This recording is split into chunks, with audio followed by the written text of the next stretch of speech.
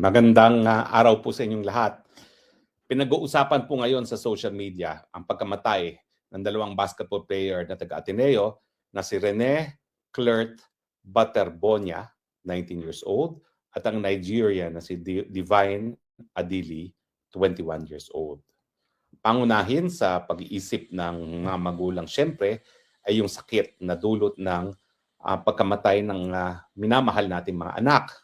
Siguro ang issue ay hindi na lang naging issue para sa mga taga-Ateneo dahil konti lang naman sila, ang Ateneo being ang eskwelahan talaga ng mga mayamang mga Pilipino. Kung hindi, ito ay issue ng lahat ng mga magulang. Mga magulang na nagmahal, nag-aruga sa kanilang mga anak para lamang mamatay sa isang training bootcamp na tinatawag sa Aurora Province.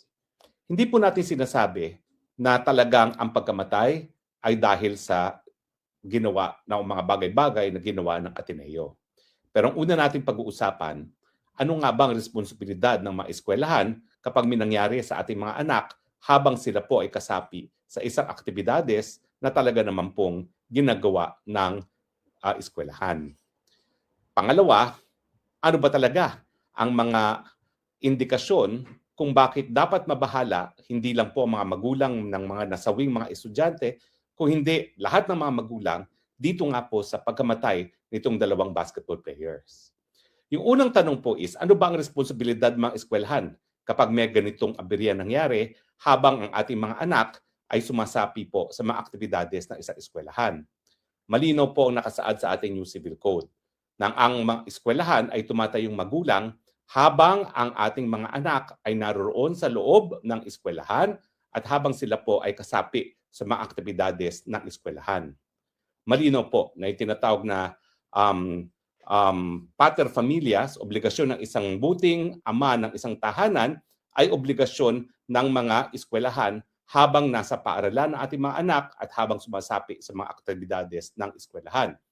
Ibig sabihin, dapat ang standard of care ng mga eskwelahan ay yung good father of a family para maiwasan ang kahit anong aberya na pwedeng mangyari sa ating mga anak habang sila ay nasa eskwelahan at kasapi sa aktibidades sa eskwelahan.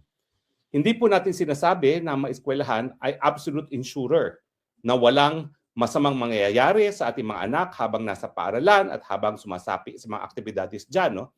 Pero ang standard po ay ginawa ba nila yung standard of care na inaasahan natin sa isang mabuting padre de familia para maiwasan ang sakuna sa ating mga anak. Yan po ngayon ang dapat sagutin ng mga investigador. Hindi naman po siguro issue kung pinatay ng Ateneo yung dalawa dahil siguro naman hindi papatay ang isang eskwelahan ng sarili nilang basketball players, lalong-lalo na yung isang most valuable player na kanilang na-recruit para sa kanilang team. Alam naman natin na napaka-importante sa Ateneo na manalo ng championship sa basketball dyan sa UAAP. Yan po ang matinding kalaban ng De La Salle at saka ng UP, ang Ateneo. So hindi po natin sinasabi yan na kung meron bang posibilidad na ang Ateneo mismo pumatay. Wala po. Pero ang tanong, meron ba talagang paglabag doon sa inaasahan nating pagsubaybay ng Ateneo doon sa kanilang mga estudyante habang sila ay nagpa-participate dyan sa bootcamp sa Aurora Province? Meron bang dapat ginawa ang isang mabuting padre de familia para maiwasan itong nangyari sa kanila? Well, sa ngayon po, hindi pa natin alam ang tunay na mga facts. Ang mga nababasa lang natin, well, yung nanay ni nung Pilipinong namatay, no? Yung nanay ni Rene ay nagsabi, bakit ko nalunod, bakit ang daming pasa sa katawan ng kanyang anak? Hindi po natin alam kung talagang may mga pasa. Bagamat ang sabi ng autopsy ng pulis, namatay sila dahil nga sa pagkalunod. Pero, ang tanong nga, ano ba talaga ang aktibidades na ginagawa nila doon sa Aurora? Meron kasing lumulutang na mga video sa internet na nagsasabi na itong pagpunta sa Aurora ay regular ginagawa kabahagi ng training ng Ateneo basketball team. At ito ay tinatawag ng ilang mga manlalaro ng basketball na Ateneo na quote-unquote death boot camp. Pamatay na training para sa mga basketball players. Hindi ko po alam kung yung pamatay dyan ay hyperbole. Para lang sinasabi na napakatindi ng physical training na pinagdadaanan ng mga basketball players habang sila ay nandyan na nagte-training sa Aurora. O di naman kaya kung literal na talagang nakakamatay yung training na pinatutupad ng basketball team ng Ateneo dyan sa Aurora. Yan po ang malalaman natin sa investigasyon. Pero ang hindi po natin maiaalis bilang kabahagi ng katotohanan ay yung mga lumulutak na at least 2 mga videos na nagsasaad ng mga malalaro ng Ateneo na nagsasabi na nakakamatay talaga ang kanilang training dyan sa Aurora. Kaya nga po, deadly boot camp ang tawag. Hyperbole or katotohanan. Yan po ang dapat tutukan ng mga investigador. Now, ang issue, meron bang dapat ginawa ang Ateneo bilang mabuting padre de pamilya para maiwasan itong aberyang ito? Well, ang kasagutan po is, ano ba talaga ang ginagawa ng basketball team sa Aurora? Ito ba ay rest and recreation o talagang kabahagi na kanilang training kung saan may mga physical activities na rini-require sa mga manlalaro?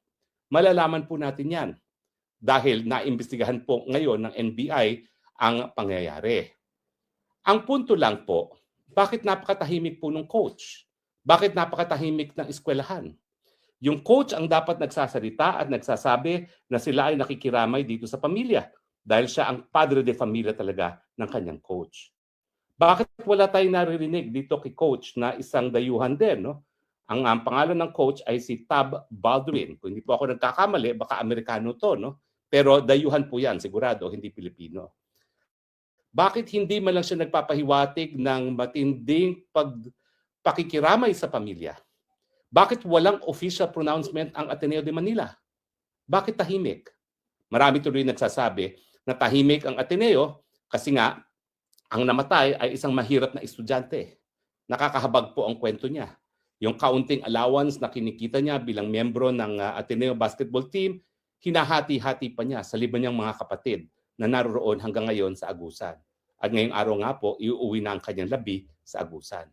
Huwag mo natin kakalimutan ha, meron din pong pamilya itong Nigerian player na si Divine Adili na nagdadalamhati rin dahil sa nangyari sa kanilang mga anak. Mantakin nyo, nagpunta pa ng Pilipinas para maglaro ng basketball. Siguro inaasahan din nila, gaya ni Rene, magpapakabuti bilang UAAP player, sisikat at makukuha bilang professional na mga basketball players. Pero ngayon siyempre, nawasak, nabasag ang mga pangarap, hindi lang po ng mga lalaro, kundi ng kanilang mga pamilya. Sa madaling salita, kapag napatunayan po na ang Ateneo ay pabaya at hindi ginawa ang dapat gawin ng isang mabuting padre de pamilya para maiwasan ang pagkamatay nitong 2 players, talaga pong magkakaroon ng responsibilidad ang Ateneo. Kaya nga lang po, sang-ayon sa batas, ang kanilang pananagutan ay magbayad ng danyos perwisyo.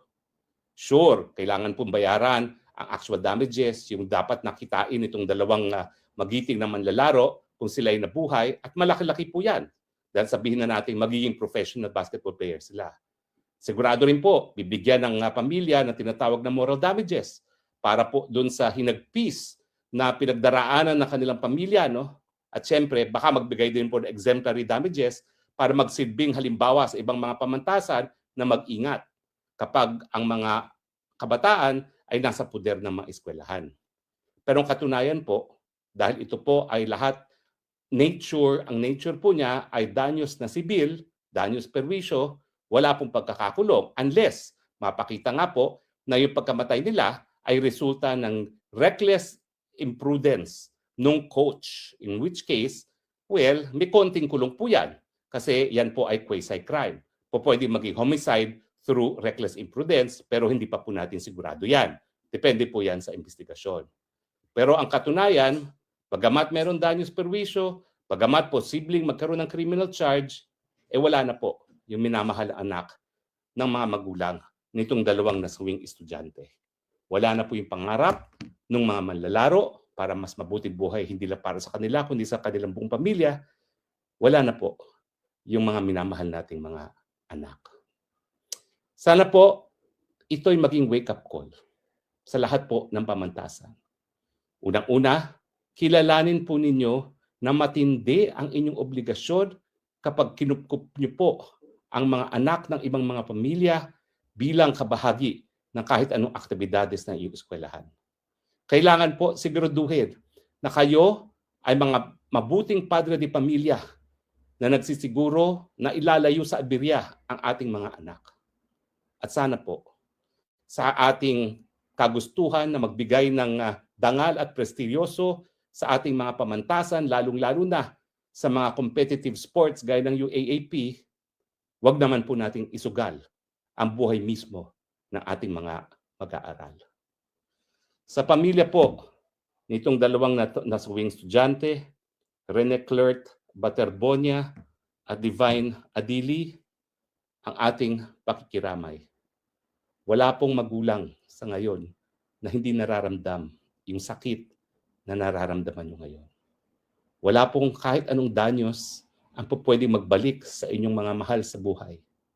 At syempre po, bagamat tayo ay handa magpatawad, hindi po pwede na kung mapapatunayan na mayroong paglabag doon sa obligasyon ng mga pamaralan, ng pamantasan, ng Ateneo, na dapat gumawa ng hakbang na gagawin ng isang mabuting padre de pamilya para maiwasan itong pangyayari sa inyong mga anak, dapat managot po ang pamantasan. Muli po, kami po ay nakikiramay at umaasa na sana po itong dalawang kabataan ito ang huling mamamatay sa mga pangyayari gaya nito. Maraming salamat po sa inyong patuloy na pagtangkilik. Ito po inyong Spoksang Bayan na ngayon po ay nakikiramay at nagdadalamhati dahil ang sakit ng mga magulang ng dalawang mag-aaral, ramdam ng lahat ng mga magulang, gaya po nating lahat. Gaya na aking sinasabi, I love you, Philippines. You're the only country that I have. You're the only country that I will love. God bless the Philippines. Bye.